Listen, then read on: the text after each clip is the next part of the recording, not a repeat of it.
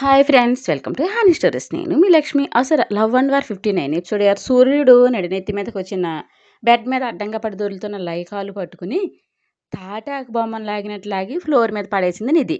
దబ్బున floor మీద పడగానే కెవ్వు నడిచింది లయ్య.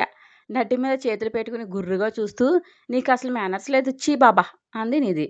ఏ రాస్కెల్, నన్నెందుకు కింద పడేసావే అని అరుస్తూ బెడ్ పట్టుకుని కష్టంగా పైకి లేచింది లయ్య.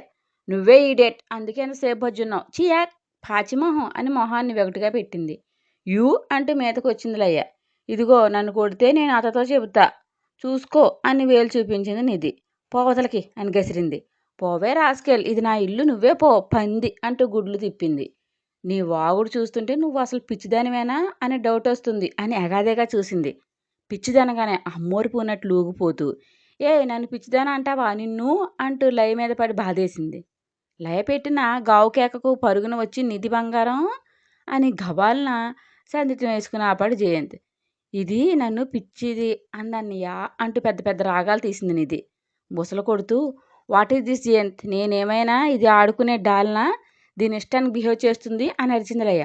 ఓహో లయ, తనకు తెలియకే కదా ఇలా చేసింది, దీనికి ఎంత ఏం చేస్తున్నావు అని బంగారం నువ్వు పదరా అన్నాడు జయంత్.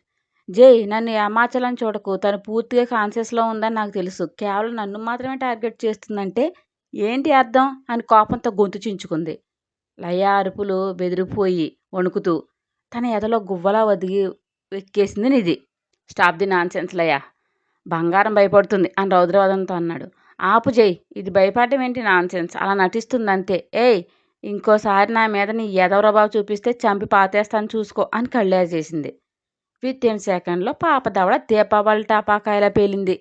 ఆయ్ అచ్చికచ్చిగా బాగా అయింది అని గంతులు వేసింది మెరిసే మొమ్ముతో నిధి. భయం వెక్కులు ఏమయ్యాయబ్బా, కోపం బాధ మిక్స్ చేసి హౌడేర్ యూ నన్నే కొడతావా అంటూ కళ్ళ నుండి నిప్పులు కక్కింది.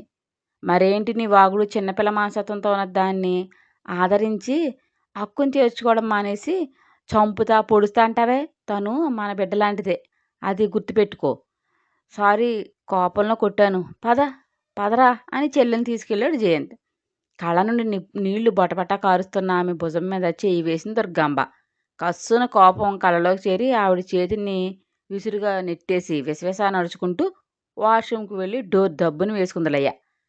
పెదవి అదో రకంగా తిప్పుతూ, పాపకు గోరోజనం కొంచెం కాదు బాగా ఎక్కువ, నైట్ నన్ను కాదని బయటికి వెళ్ళినందుకు నీకు ఈ పనిష్మెంట్ అని గర్వంగా అనుకుని వెళ్ళింది దుర్గాంబ. బ్రేక్ఫాస్ట్ చేశాక రూమ్కి వెళ్ళారిద్దరు. నేను ఆఫీస్కి వస్తాను శివ అని మెల్లగంది చైత్ర. నువ్వు గోవా టూర్లో ఉన్నావే, ఇప్పుడు ఆఫీస్లో ఎంటర్ అయితే ఏ ప్రేతాత్మ వచ్చిందని హడలు చేస్తారు అందరూ అని నవ్వాడు. గుర్రుగా చూసింది. చూపులతో గుచ్చి గుచ్చి చెంపకాని బొగ్గ మీద కిస్సేసి, ఇంకో రోజు అయితే కదా ఫుల్గా రెస్ట్ తీసుకో, నైట్ మనకు బోలెడు పని ఉంటుంది. ఒంటరిగా నేను ఉండలేను శివా అని గారంగా అంది. తప్పదు మా, వేద అన్నయ్య వచ్చాడు, మేబీ ఆఫీస్కి రావచ్చు, సో నిన్ను అక్కడ చూస్తే ఇబ్బంది అవుతుంది. ఈ రోజు కాకపోతే రేపు మరో రోజు ఎప్పుడైనా ఫేస్ చేయాల్సిందే కదా శివా అంటే తనని ఎదుర్కోవడానికి సిద్ధంగా ఉన్నావు చైతు. హా, ఏ తప్పు చేయని నేనెందుకు దాక్కోవాలి శివా, తనే అమాయకుడు కాదు కదా నాకు శిశికి తేడా తెలియకపోవడానికి అని ధీమాగా చెప్పింది చైతు పాప. చిన్నగా నవ్వి, గుడ్ యువర్ అబ్సల్యూట్లీ రైట్ రా, అవును, తప్పు చేసినప్పుడు తల ఉంచుకోకూడదు, అయినా ఈ 2 days ఆగు, లంచ్కి వరకు ఉంటాను అంతే, ఓకే అని ముద్దు పెట్టుకుని మరీ స్టార్ట్ అవనా అన్నాడు. తల పింకించింది చైత్ర. డల్ అవకరా అని లాలనగా చెప్పి బై అంటూ వెళ్ళాడు దేవ్. బ్రేక్ఫాస్ట్ చేస్తూ, నీ హెల్త్ ఎలా ఉంటుంది నాని అని అడిగాడు వేద్. బాగుంది నాన్న, మీకు పెళ్ళిళ్ళు అయ్యేంత వరకు ఏడోకా లేదు అని నవ్వుతూ పెద్దావిడ. నాని ఏంటి ఆ మాటలు అని చిరుకోపంగా చూశాడు వేద్. మాటలు కాదు నిజమే. చెప్పు, అమ్మాయిని చూడమంటావా లేక మీ తమ్ముళ్ళ నువ్వే చూసుకుంటావా అని అడిగింది బామ్మ. వాట్, దేవుల్ లవ్ చేశాడా అని షాకింగ్ ఎక్స్ప్రెషన్స్ ఇచ్చాడు. ఒక ప్రేమించడమే కాదు, ఏకంగా పెళ్లి చేసుకున్నాడు కూడా నీ తమ్ముడు. ఓ గాడ్, వాడంత స్పీడ్ మీద ఉన్నాడా అని, అమ్మాయిలకి ఆమె దూరంలో ఉంటాడు, ఒక్కో టైం దాటిపోతుందిలే, మనం ఏం చేయలేం అని లయ కూడా పెళ్లి చేసుకుని వచ్చింది అని మెల్లగా చెప్పింది బామ్మ. కోపం కస్తుని కళ్ళలోకి చేరి, పెళ్లి చేసుకుని రావడం ఏంటి అని బేస్వాయిస్తూ అడిగాడు దేవ్. లవ్ చేసిందంట, ఏకంగా తాళి కట్టించుకుని తీసుకొచ్చింది. ఎవడా రాస్కెల్ అని ఆమె సీరియస్‌గా అడిగాడు. ఎవరో కాదు జయంత్. వాడు పనిన ఉచ్చులో తెలివి తక్కువది పడింది. ఉచ్చేంటి నాని? జయంత్ మంచివాడే కదా! పైగా మన దేవికి ఫ్రెండ్ కూడా అని క్వెషన్ మార్క్ ఫేస్ పెట్టాడు వేదాంత్. జయంత్ వాడొక గోముఖ వ్యాఘ్రం. నాన్న మన కుటుంబం మీద పగతో దగ్గరయ్యాడు వాడు. అది తెలిసి కూడా నీ చెల్లెలు ప్రేమించి పెళ్లి చేసుకుని వచ్చింది. మూర్ఖత్వం అనేది మన వంశంలోనే ఉంది. అది అలా ఎవరో ఒకరికి సెగ చూపిస్తుంది. ఏం చేస్తాం మన ప్రారబ్ధం అని నిట్టూర్చింది బామ్మ. బాధపడకు నాని. నేను దేవి చూసుకుంటాం. వాడి బాధ ఏంటో నేను కనుక్కుంటాను. ఇవన్నీ ఆలోచించి హెల్త్ పాడు చేసుకోకండి మామ్ నువ్వు కూడా అని లేచాడు వేద్. ఉదయాన్నే వాకింగ్‌కి వెళ్ళి వచ్చి బాత్ చేసి రెడీ అయ్యి అప్పుడే రూమ్ నుండి వస్తున్నారు బాలకృష్ణ. డాడీ అంటూ దగ్గరికి వెళ్ళాడు. ఎలా ఉన్నావు నాన్న అని హగ్ చేసుకుని వెన్ను నిమిరారు బాలకృష్ణ. Fine daddy. మీరు అని హగ్ నుండి రిలీజ్ ఇస్తూ అడిగాడు.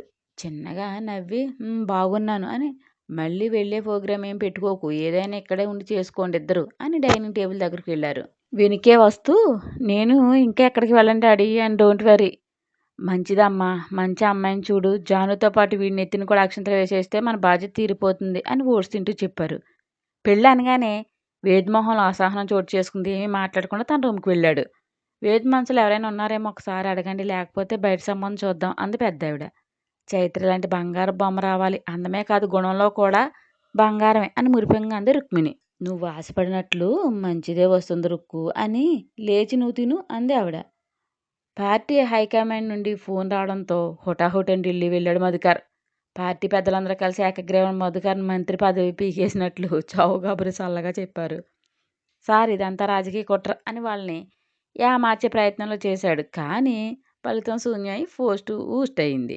తన మీద ఎలిగేషన్స్ అన్నీ త్వరగా తొలగించుకోమని, లేకపోతే పార్టీ నుండి కూడా సస్పెండ్ చేస్తామని అల్టిమేట్ జారీ చేశారు పార్టీ పెద్దలు. కూతురు లక్ అంటూ నెత్తిన పెట్టుకుని ఊరేగుతూ చిట్టెంటుకుల పాప కోరిందని ఏకంగా కొరువుతో తల గోక్కున్నాడు పాపం. మొత్తం బొచ్చంతా మాడిపోయి బోడిగుండు అయ్యింది. దేవ్ మీద విపరీతమైన ద్వేషాన్ని పెంచుకుని బొగ్గు ట్రైన్లా సెగలు పొగలు కక్కుతూ ఎవరికో కాల్ చేసి ఏదో చెప్పాడు. జీసాబ్ అని కాల్ కట్ చేశాడు వాడు. రే నిన్ను మాత్రం వదలనరా. Your finish. త్వరలోనే నీ బిజినెస్ అంతా నాశనం చేస్తాను. నువ్వేదంతా చేసావని నాకు తెలుసురా దేవ్. నా పదవి, మనీ, పరువు అన్నీ తీసావు. నిన్నెలా బతకనిస్తాను అని మండాడు మధుకర్. వేద్ రాకపోవడంతో మధ్యాహ్నం వరకు వర్క్ చూసి టైం అవడంతో సిస్టమ్స్ డౌన్ చేసి కార్ కీస్ తీసుకుని బయటకు వచ్చి సుధీర్ అర్జెంట్ కాల్స్ ఏమైనా ఉంటే నాకు ఫార్వర్డ్ చేయి ఓకే అన్నాడు దేవ్. ఓకే సార్ నేను చూసుకుంటాను అని వేద్ సార్తో ఉన్నవాళ్ళు ఫోన్ చేశారు. సార్ అన్నాడు. ఏంటంట?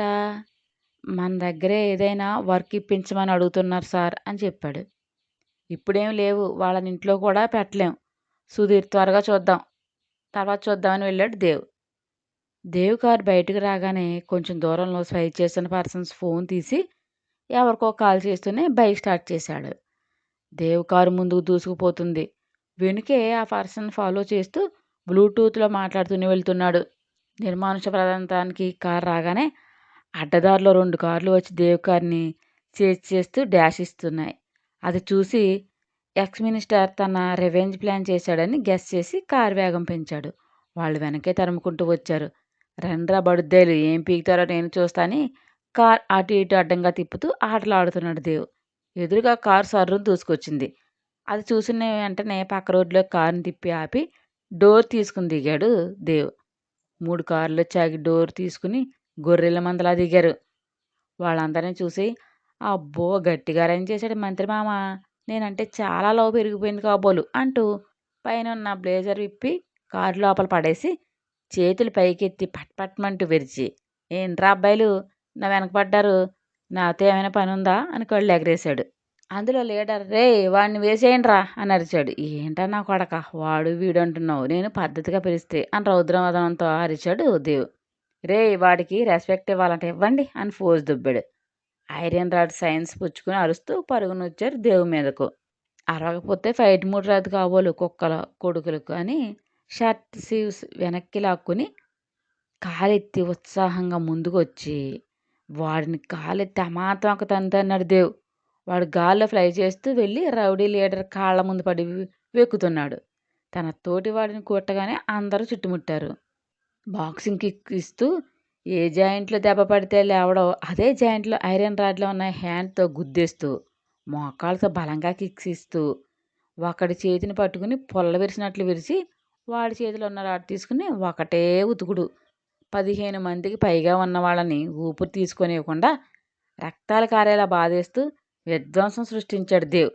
రోడ్డు మీద పడి దొర్లుతున్నారు పెద్ద పెద్ద ఆర్తనాదాలు చేస్తున్న రౌడీ బాబులు.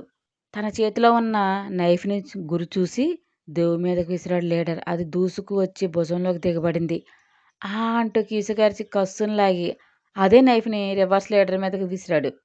దేవ్కి నైఫ్ దిగ్గానే వాడు ఆనందించే లోపే అదే నైఫ్ తన మీదకు దూసుకురావడం చూడగానే బీతిల్లాడు. అలా రియాక్ట్ అవుతూ ఊహించక స్పందించేలోపే నైఫ్ సర్రును దూసుకొచ్చి రైట్ సైడ్ చెస్ట్లో దిగబడింది. అంటూ పెద్దగా అతనాదం పెట్టాడు. తన చేతిలో ఉన్నవాడి మెడ విరిసేసి ఒక అంగలో లీడర్ని చేరి పొట్టలో బాక్సింగ్ కిక్స్ ఇచ్చాడు. పొట్టలో ప్రేగులన్నీ నుజ్జు నుజ్జయ్యి బాధ పొట్ట పట్టుకుని కిందకు కూలబడ్డాడు.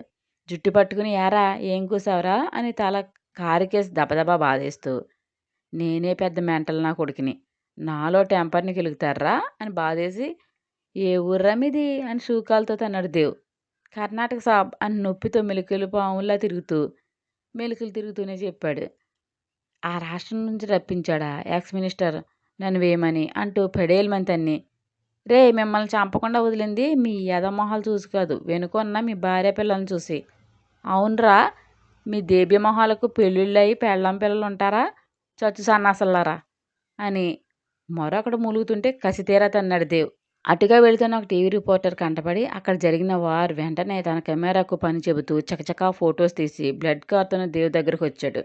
రిపోర్టర్ని చూడగానే దేవ్ మైండ్లోకి కన్నింగ్ థాట్స్ వచ్చి ఈవిల్ స్మైల్ ఇస్తూ, ఏయ్ నువ్వు వీళ్ళకి సంబంధించిన వాడివేనా అని పిడికిలు బిగించి మొహం మీద గుద్దేలా చేతిని మొహం మీద తెచ్చాడు. గబాలు నా చేతిని పట్టుకుని, సార్ నేను న్యూస్ రిపోర్టర్ని అని టెన్షన్గా చెప్పాడు. చేతిని కిందకి దించి, ఓ రిపోర్టరా అంటే ఇదంతా ఇప్పుడు ఛానల్లో టెలికాస్ట్ చేస్తారా అని అదో రకంగా చూశాడు. ఆ పర్సన్ గుటకలు మింగుతూ, మీరు అనుమతిస్తే టెలికాస్ట్ అవుతుంది సార్ అన్నాడు. అయితే చేసే అని తలాగరేశాడు దేవ్. సార్ మీరు నిజంగానే అంటున్నారా అని. అయ్యో బ్లడ్ వస్తుంది, మీరు ముందు హాస్పిటల్కి పదండి అన్నాడు ఆ పర్సన్. ఏమీ పర్వాలేదు, దొంగ దెబ్బ తీశాడు ఎదవ అని పెయిన్ పంటి బిగుని అదిమేసి పాకెట్ నుండి కర్చీఫ్ తీసి గాయం అయిన ప్లేస్లో పెట్టాడు. సార్ మీ మీద అటాక్ చేసిన వాళ్ళు ఎవరో మీకు తెలుసా అని అడిగాడు అతను. నో, బట్ ఒకటి చెబుతున్నాను, వాడు ఎవడైనా ఇలాంటి చిల్లర వేషాలు దేవాన్స్ దగ్గర వేస్తే మళ్ళీ మానవ జన్మ ఎత్తాలన్నా ఉడికిపోతాడు. అది మైండ్లో ఫీట్ చేసుకుని నాతో పెట్టుకోండి. ఇలాంటి బఫూన్స్ 100 మంది వచ్చినా నా అంటూ తల మీద హెయిర్ పీకి మరీ చూపించి ఇది కూడా పీకలేడు అని రౌద్రవదనంతో చెప్పి, ఇది కూడా మీ ఛానల్లో చెప్పు అని కోపంగా వెళ్తుంటే, సార్ నేను వస్తాను అన్నాడు అతను. ఇదేం పెద్ద గాయం కాదు నీ హెల్ప్ తీసుకోవడానికి అని కారు ఎక్కి స్టార్ట్ చేసుకుని వెళ్ళిపోయాడు Dev. Is a real hero అనుకుని నవ్వుకుంటూ హాట్ న్యూస్ హాట్ అందివ్వాలని బైక్ స్టార్ట్ చేసుకుని పరుగులు తీయించాడు రిపోర్టర్. హాస్పిటల్కి వెళ్ళాడు దేవ్. డాక్టర్ చెక్ చేసి గాయం లోతుగా అవడంతో 2 స్టిచ్చెస్ పడతాయని వేసి యాంటీబయాటిక్ ఇంజెక్షన్ చేసి మెడిసిన్ రాశాడు. థ్యాంక్ యూ అని బయటకు వచ్చి బ్లడ్ అంటిన షర్ట్ పైన బ్లేజర్తో కవర్ చేసుకుని పార్కింగ్లోకి వచ్చేసరికి ఫోన్ రింగ్ అయింది. చైత్ర చేస్తుంది.